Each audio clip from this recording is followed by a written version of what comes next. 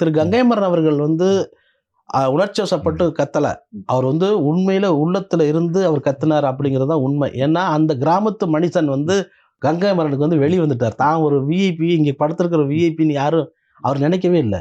தன்னோட நண்பன் தங்களுக்கு உதவி செய்த ஒரு மனிதனுக்கு அனாதையா விடப்பட்டுட்டாரே அப்படிங்கிற ஒரு ஆற்றாமையில வந்து கட்டினார். அதுதான் உண்மை. ஏன்னா இறந்த பிறகு இறப்பதற்கு 2 நாள் வரைக்கும் அவர் தனிமையில தான் இருக்காரு.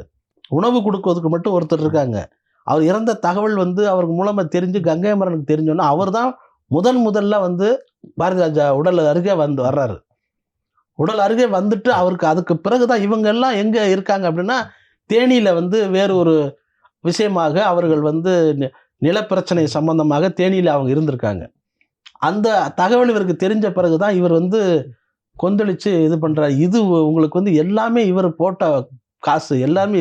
பாரதி ராஜாங்கிற வந்து பெட்ரோல் பங்க்ல வேலை பார்த்து நீங்க அப்படி கால ஓட்டத்தை அப்படி பாருங்க, பின்னோக்கி பாருங்க. அப்படி ஒரு பெட்ரோல் பங்க்ல வேலை பார்த்து தன்னை நம்பி வந்த கங்கையமரன், இளையராஜா, பாஸ்கர் அவங்கள எல்லாத்துக்கும் தன்னுடைய சம்பளத்துல வந்து சாப்பாடு வாங்கி கொடுத்து அவங்கள வந்து வளர்த்து விட்ட பாரதி ராஜா அவர்கள் சம்பாதித்தது வந்து எவ்வளவு பணமா வேணா இருக்கலாம், எவ்வளவு வீடுகள், எவ்வளவு சொத்து, எவ்வளவு நிலம், எவ்வளவு ஸ்டுடியோ, எது வேணா இருக்கலாம்.